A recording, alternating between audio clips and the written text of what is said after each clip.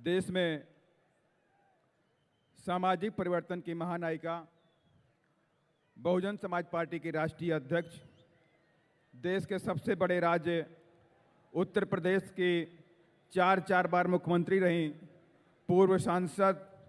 Iron lady आदरणीय बहन जी से विनम्र आग्रह करता हूं कि आप हम सबको दिशा निर्देश देने की कृपा करें। आदरणीय बहन जी।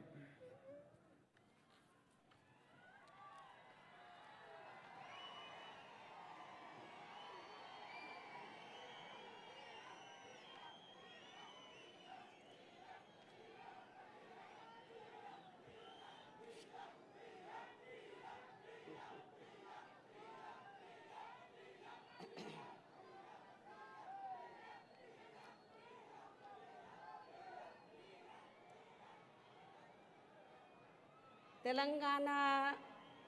स्टेट के कोने कोने से आए हुए बीएसपी के सभी छोटे बड़े पदाधिकारी, कार्यकर्ता, केंद्रीय व स्टेट कोऑर्डिनेटर, स्टेट अध्यक्ष एवं जनप्रतिनिधिगण, आप लोग अपने छोटे मोटे साधनों से चलकर मुझे सुनने के लिए यहाँ भारी संख्या में पहुँचे हैं, तो उसके लिए मैं आप सभी लोगों का हार्दिक दिल से आभार प्रकट करती हूँ। और अब मैं आपके तेलंगाना स्टेट एवं यहाँ की आम जनता तथा विशेषकर एससी, एसटी, ओबीसी, मुस्लिम, ईसाई व अन्य धार्मिक अल्पसंख्यक समाज के लोगों के हितों में कुछ ज़रूरी बातें रखूं, लेकिन उससे पहले यहाँ मैं देश में समय समय पर जन्मे अपने उन सभी महान संतों, गुरुओं व महापुरुषों में भी खासकर महात्मा ज्योतिबा फूले, छत्रपति शाहू जी महाराज, नारायणा गुरु, पेरियार जी, बाबा साहब डॉक्टर भीमराव अंबेडकर एवं मान्यवर श्री कांशीराम जी आदि को भी पूरे तहे दिल से नमन करती हूँ, नतमस्तक करती हूँ, जिन्होंने अनेकों कष्ट झेलकर यहाँ खासकर एससी, एसटी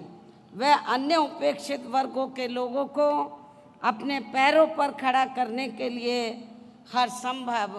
पूरा प्रयास किया है, और जिनसे प्रेरित होकर व जिनके बताए हुए रास्तों पर चलकर ही मैंने खुद भी अपनी पूरी जिंदगी समर्पित की है। और अब मैं खासकर एससी, एसटी व ओबीसी वर्गों के लोगों को ये कहना चाहूँगी कि बाबा साहब डॉक्टर भीमराव अंबेडकर ने अपने अथक प्रयासों से इन वर्गों को भारतीय संविधान में आरक्षण संबंधी व लेकिन उनका इन सभी वर्गों के लोगों को अभी तक भी पूरा लाभ नहीं मिल पा रहा है, जिससे दुखी होकर ही फिर बाबा साहब डॉक्टर अंबेडकर ने केंद्र की कांग्रेसी सरकार से अपने केंद्रीय कानूनी मंत्री पद से इस्तीफा तक भी दे दिया था। और उसके बाद आप लोगों को ये मालूम है कि परम पूज्य बाबा साहब डॉक्टर अंबेडकर ने भारतीय संविधान में आरक्षण व अन्य और जरूरी कानूनी अधिकार आप लोगों को दिए, एससी, एसटी, ओबीसी वर्गों के लोगों को दिए, और ख़ास तौर से ओबीसी वर्गों के लोगों के लिए भारतीय संविधान में आर्टिकल 340 की व्यवस्था करके तो उन्होंने ये प्रावधान किया कि देश में जो भी पहली सरकार बनती है, वो कांग्रेस की बनी थी सेंट्रल में, तो उनकी जिम्मेवारी बनती है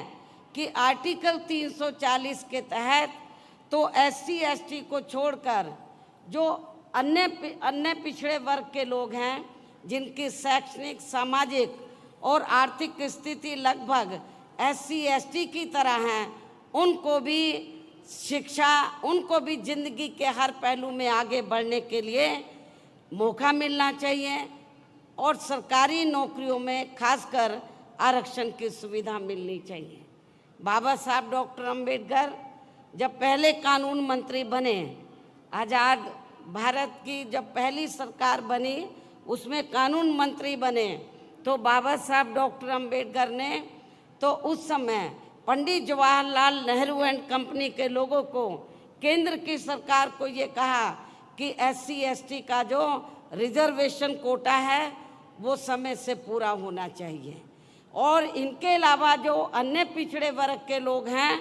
तो आप कमीशन बैठाएं। आर्टिकल 340 के तहत कमीशन बैठाकर जो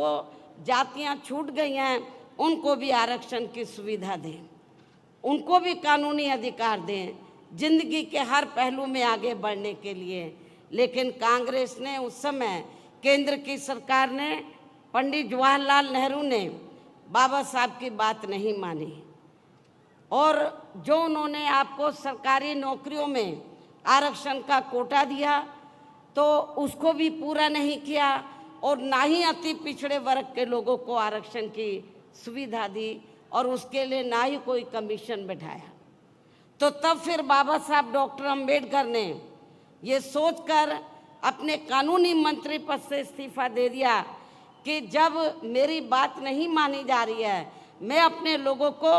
कानूनी अधिकारों का फायदा नहीं दिला सकता हूं, तो मुझे इस पद पर बैठने का कोई नैतिक अधिकार नहीं है। उन्होंने कानूनी मंत्री पद से इस्तीफा दे दिया था,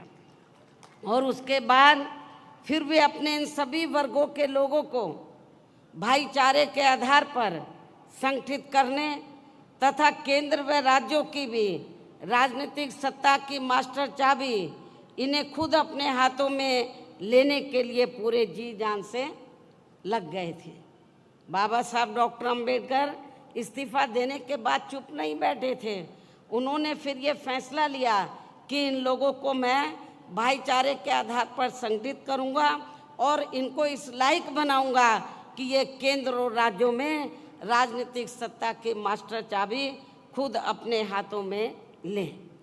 और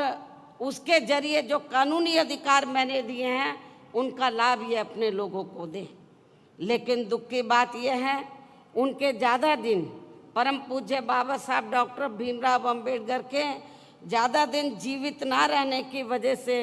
वे अपने इस मकसद में अपने जीते जी कामयाब नहीं हो सके। इतना ही नहीं, बल्कि इनकी देहांत के बाद इन वर्गों में से स्वार्थी किस्म के लोगों की वजह से काफ़ी समय तक इनकी ये मूवमेंट आगे नहीं बढ़ सकी। किंतु इन वर्गों के लोगों को मान्यवर श्री कांशी राम जी का बहुत बहुत आभारी होना चाहिए, जिनके त्याग, तपस्या व अथक प्रयासों से फिर बाबा साहब डॉक्टर भीमराव अंबेडकर की ये मूवमेंट बामसेफ, DS4 व BSP के राजनीतिक मंच के जरिए काफ़ी कुछ आगे बढ़ी है। और उनके जीते जी व देहांत के बाद भी मैं खुद भी पूरे जी जान से उनके इस मिशन को आगे बढ़ाने में पूरे जी जान से लगी हुई हूँ, जिसके तहत ही आबादी के हिसाब से देश के सबसे बड़े प्रदेश उत्तर प्रदेश में सर्व समाज में से खासकर गरीबों, दलितों, आदिवासियों, पिछड़े वर्गों, मुस्लिम व अन्य धार्मिक अल्पसंख्यक समाज के लोगों को भाईचारे के आधार पर संगठित करके फिर वहाँ मेरे नेतृत्व में हमारी पार्टी को, जो आबादी के हिसाब से देश का सबसे बड़ा प्रदेश है, फिर वहाँ मेरे नेतृत्व में हमारी पार्टी को 4 बार अपनी सरकार बनाने का मौका मिला है। और वहाँ हमारी पार्टी ने राजनीतिक सत्ता की मास्टर चाबी के जरिए इन वर्गों के लोगों को कानूनी अधिकारों का पूरा लाभ दिया है।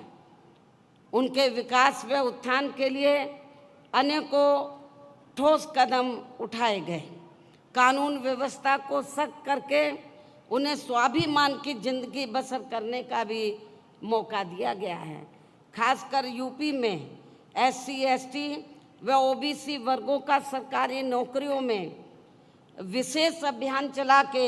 अधूरा पड़ा आरक्षण का कोटा पूरा किया गया। इनको व अन्य सभी समाज के गरीब एवं बेरोजगार लोगों को भी दूसरी पार्टियों की सरकारों की तरह उन्हें बेरोजगारी भत्ता न देकर सीधे तौर पर रोटी रोजी के साधन भी उपलब्ध कराए हैं। यहाँ मैं आपको ये बताना चाहती हूँ, एक फैशन सा बन गया है नौजवानों की वोट को लेने का। जब भी इलेक्शन होता है, या पार्लियामेंट का हो या असेंबली का हो, खासकर कांग्रेस पार्टी का हमेशा हर चुनाव में ये कहती है कि जब हमारी सरकार बन जाती है, कांग्रेस बोलती है जब कांग्रेस पावर में आ जाएगी तो जो नौजवान गरीब बेरोजगार लोग हैं तो उनको रोटी रोजी के साधन तो उपलब्ध नहीं करा पाएगी, लेकिन उनको बेरोजगारी भत्ता 2-3 हज़ार रुपये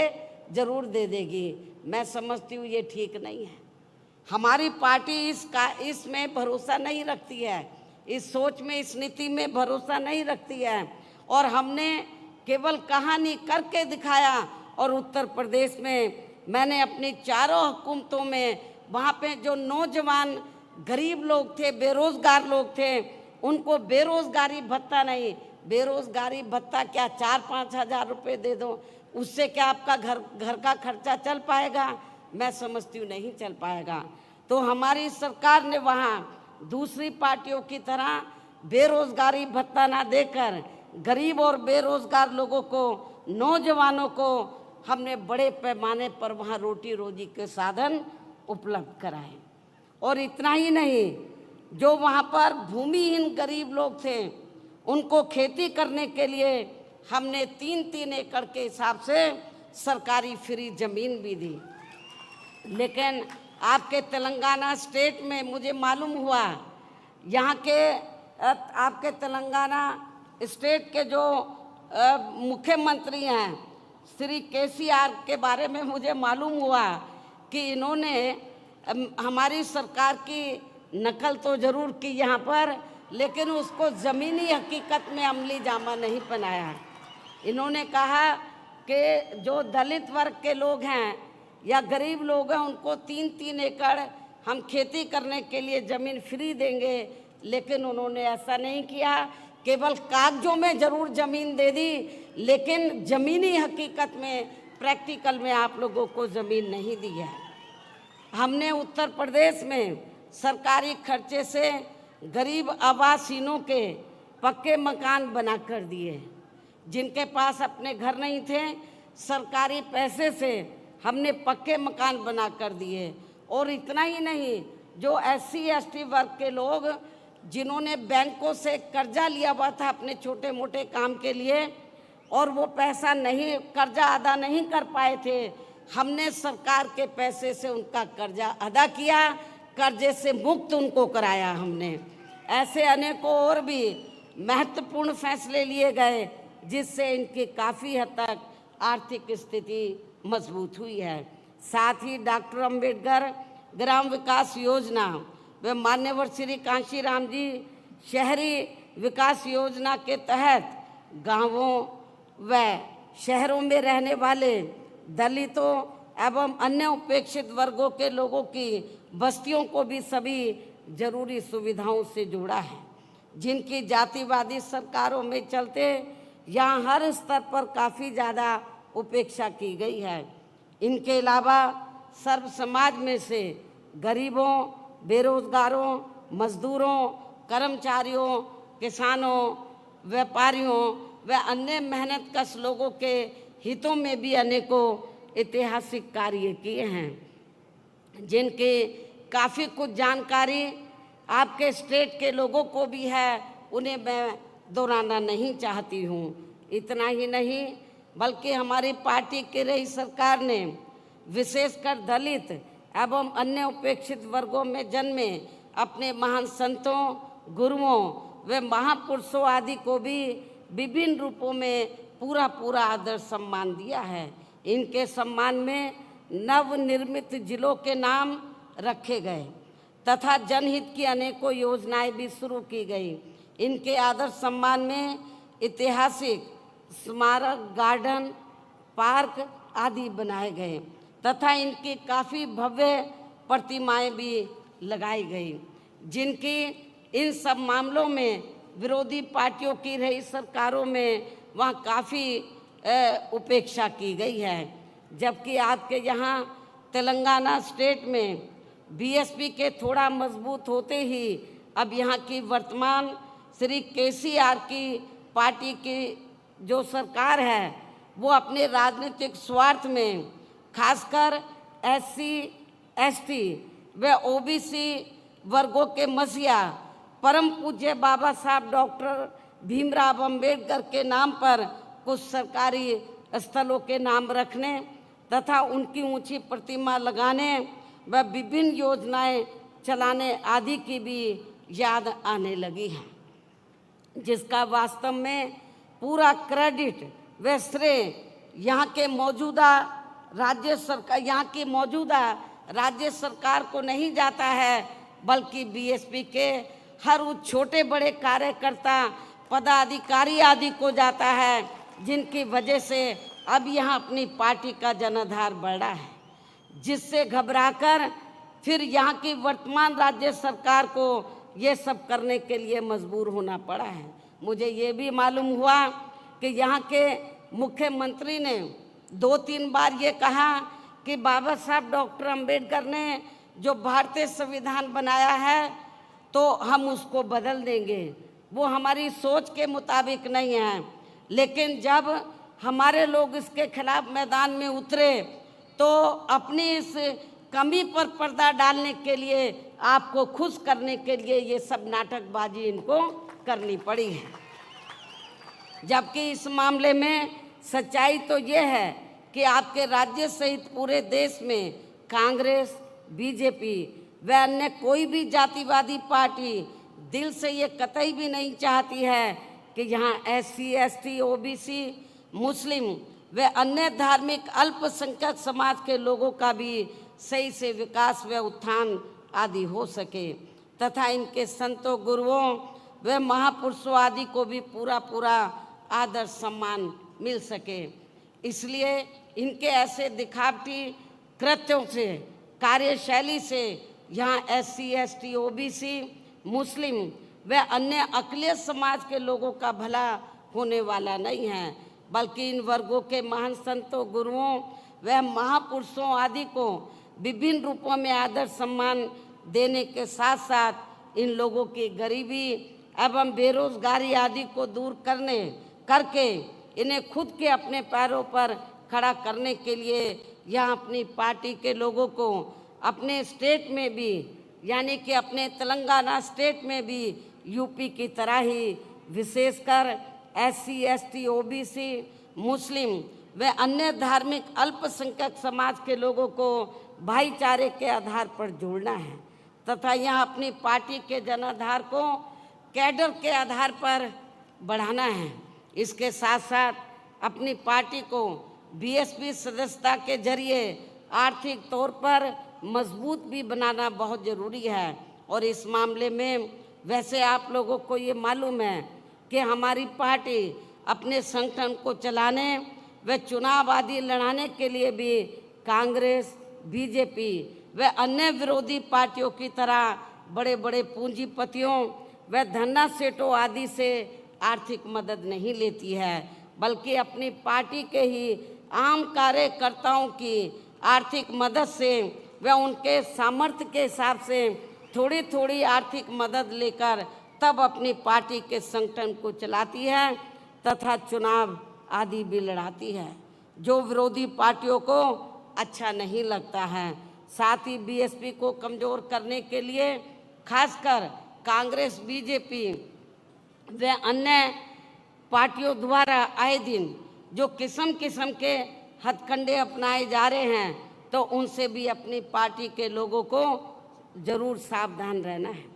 और ख़ासकर यहाँ की जो वर्तमान सरकार है उसके जो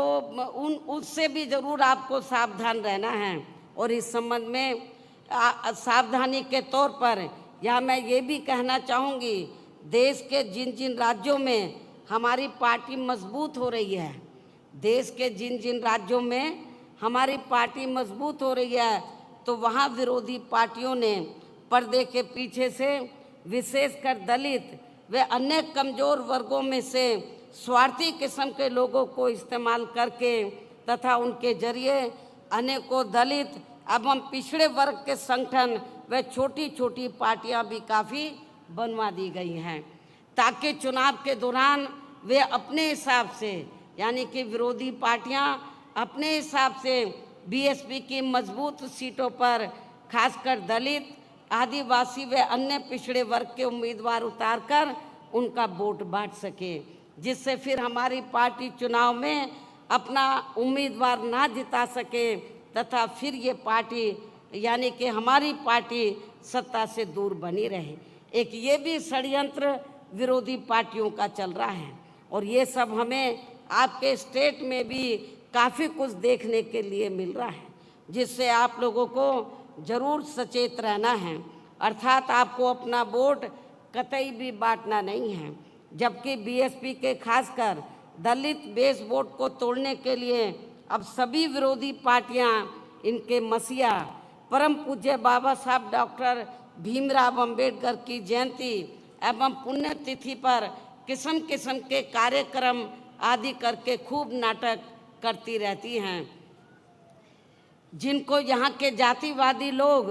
व उनकी पार्टियाँ उनके जीते जी बिल्कुल भी आगे बढ़ते हुए देखना नहीं चाहते थे। और खासकर देश की सबसे पुरानी पार्टी कांग्रेस पार्टी ने तो बाबा साहब डॉक्टर भीमराव अंबेडकर जी को, जिन्होंने देश का संविधान बनाया है, उनको भारत रत्न की उपाधि तक से भी सम्मानित नहीं किया था। आज़ादी के बाद कांग्रेस पार्टी लंबे अरसे तक सेंटर की सत्ता में रही। हमारे लोगों ने आंदोलन किया, मांग की कि बाबा साहब डॉक्टर अंबेडकर को भारत रत्न की उपाधि से सम्मानित किया जाए, लेकिन कांग्रेस ने आप लोगों की इस डिमांड को नहीं माना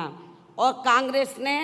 सत्ता में रहते हुए अपनी सत्ता में, यानी कि कांग्रेस जब सेंटर में थी तो सत्ता में रहते हुए बाबा साहब को भारत रत्न की उपाधि से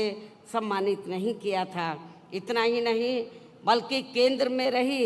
इसी कांग्रेस पार्टी की सरकार में ही पिछड़े वर्ग की आरक्षण से संबंधित मंडल कमीशन की रिपोर्ट आ गई थी, जिसे भी इनकी सरकार ने लागू नहीं किया था। तब फिर बीएसपी ने अपने अथक प्रयासों से केंद्र में रही श्री बीपी सिंह की सरकार से उनसे इसे ये कह के लागू करवाया था। उस समय जब श्री बीपी सिंह की सरकार सेंटर में बनी उनके नेतृत्व में, तो हमारी पार्टी के पहली बार कुछ मेंबर पार्लियामेंट जीत कर आए थे। खाता खुला था पार्लियामेंट में और मैं भी मेंबर पार्लियामेंट बनी थी, लोकसभा में मैं चुनकर आई थी। तो उस समय श्री बीपी सिंह ये चाहते थे कि मान्यवर श्री कांशीराम जी को उन्होंने कहा कि हम ये चाहते हैं कि आपकी पार्टी सरकार में शामिल हो और हम मायावती को जो आप चाहे हम बड़ी मिनिस्ट्री देने के लिए तैयार हैं। लेकिन हमने, मान्यवर श्री कांशीराम जी ने श्री बीपी सिंह को ये कहा कि हमें आपके मंत्रालय कोई भी नहीं चाहिए, हमें केवल 2 काम चाहिए आपसे। एक तो बाबा साहब डॉक्टर अंबेडकर को भारत रत्न की उपाधि से आप सम्मानित कर दो और दूसरा जो मंडल कमीशन की रिपोर्ट जो कांग्रेस ने ठंडे बस्ते में डाली है उसको लागू कर दो, हमें आपका मंत्रालय नहीं चाहिए। श्री बीपी सिंह जी ने हमारी इस 2 बातों को माना, शर्तों को, और तभी फिर उनकी ही सरकार में बाबा साहब डॉक्टर भीमराव अंबेडकर को भी भारत रत्न की उपाधि से सम्मानित किया गया था। इसके साथ साथ कांग्रेस पार्टी ने इनको लोकसभा, आप लोगों को ये मालूम है कि कांग्रेस ने तो बाबा साहब डॉक्टर भीमराव अंबेडकर को अपने उनके खिलाफ और सभी हिंदूवादी ताकतों को इकट्ठा करके कांग्रेस पार्टी ने बाबा साहब को लोकसभा में जीतकर सीधा नहीं जाने दिया था। इतना ही नहीं बल्कि बाबा साहब के देहांत के बाद इनकी मूवमेंट को आगे बढ़ाने के लिए अपनी पूरी जिंदगी समर्पित करने वाले बीएसपी के जन्मदाता एवं संस्थापक मान्यवर श्री कांशीराम जी के